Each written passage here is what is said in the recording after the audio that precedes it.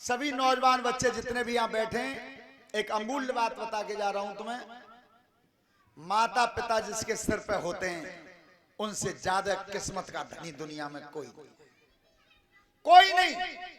और एक पहचान बता दूं, बेटा रात को 10 बजे तक घर नहीं आता है तो केवल 2 ही शरीर जो ऐसे हैं तेने रात को नींद नहीं आती। 10 बजे तक बेटा घर ना आवे तो बाप को नींद ना आता, पान में हड़कल पड़ते हैं।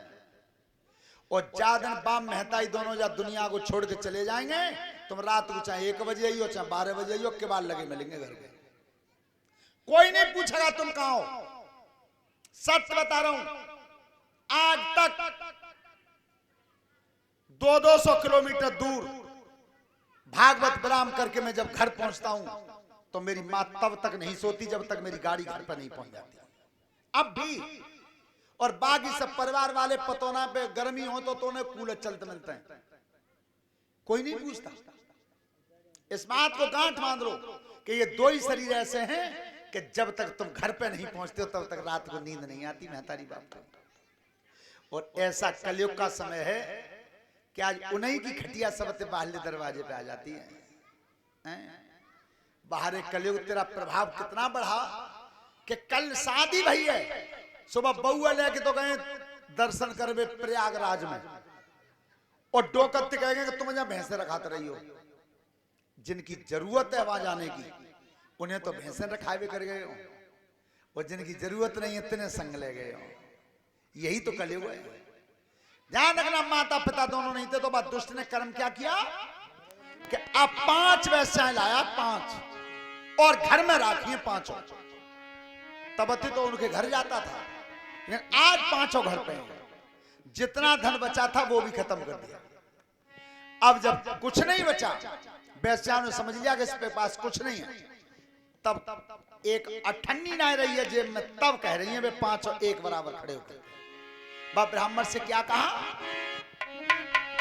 अरे त्यारे 2 कर जोरे हाथ, हारू ये को सोने को बनवाओ। त्यारे 2 कर जोरे हाथ, हार एक सोने को बनवाओ।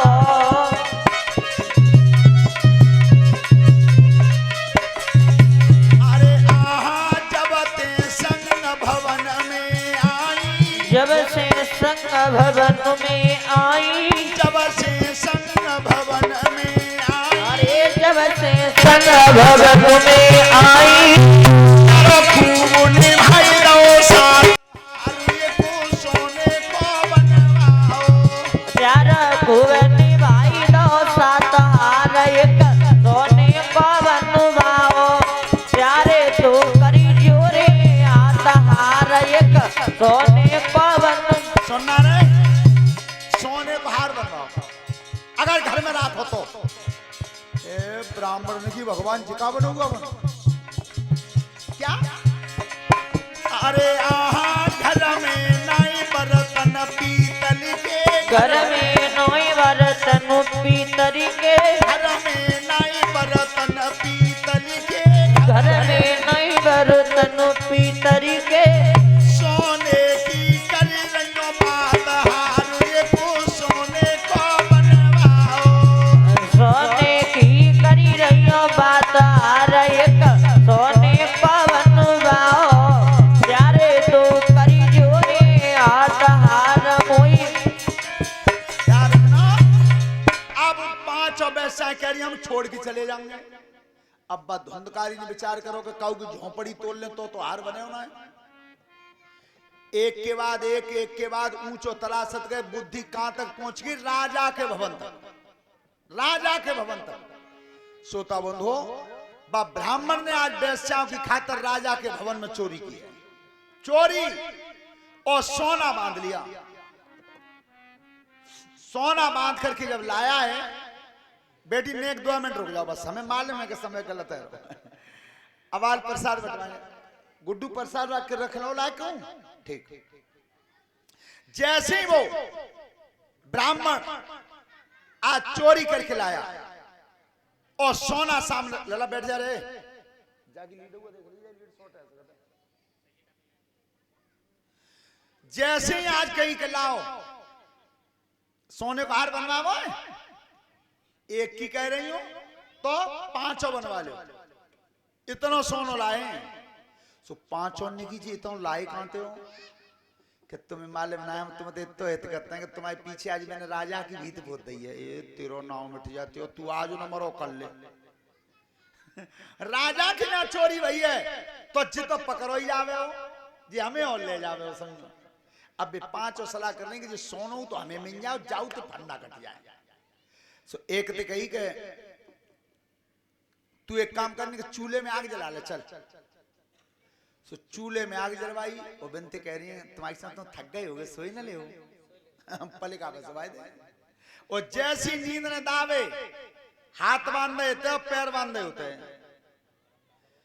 और हाथ पैर बांध के और तो तक वे अंगार जल गए चूल्हे में।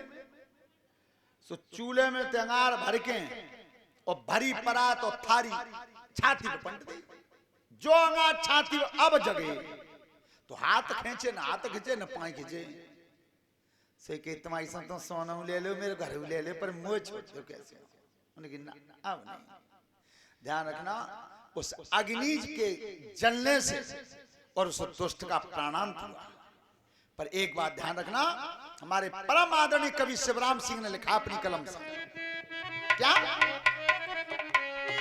उनकी कैसी दुर्गति होगी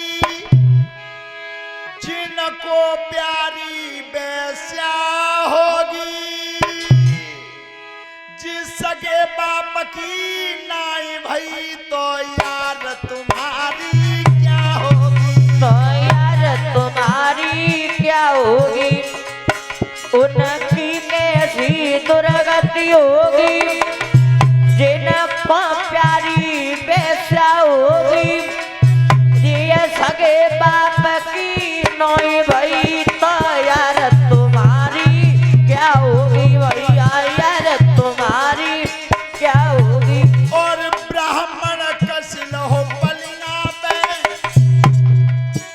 अब कैसे बादल फारे, गुरुदेव अरे छाती पे जब पलट दहे में जलत भये अंगारे, भैया जलत भये अंगारे, अरे ब्राह्मण कैसे लो बलिका पे और कैसे बादल फारे, अरे छाती पे अब पलट गए भैया जलत भये अंगारे, बे जलत भये अंगारे।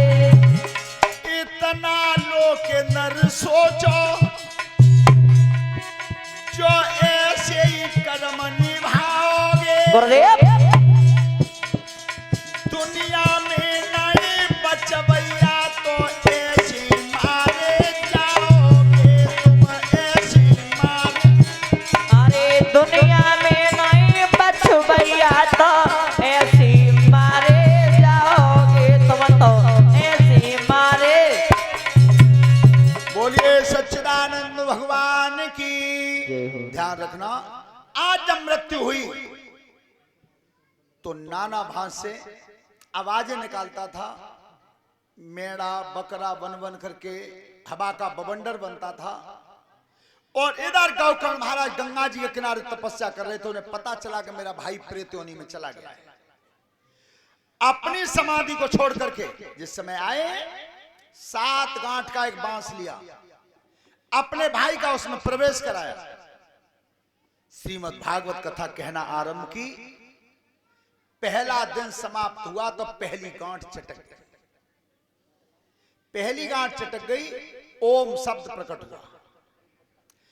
इस तरह से 7 दिन में 7 गांठ चटक गई, धुंधकारी का उद्धार हुआ। लेकिन सबसे ज्यादा जो श्रेय मिला था भागवत कथा का, वो मिला था महाराज परीक्षित को।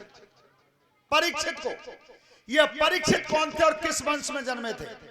ऐसा कौन सा कारण बना जिससे राजा परीक्षित को भागवत सुननी पड़ी? तो कल की कथा में महाभारत से कथा रहेगी पूरे दिन, क्योंकि महाभारत के ही नाम से हमें ज्यादा पहचान मिली है। और महाभारत का ही बखान हम कल पूरे दिन सुनाएंगे, महाराज परीक्षित जी का जन्म। लेकिन ध्यान रखें, हमारी जिन बिटियाओं ने कलश भरे हैं, संध्या के समय अपने अपने कलश के पास आटे का दीपक जलाएं बना करके। घी की व्यवस्था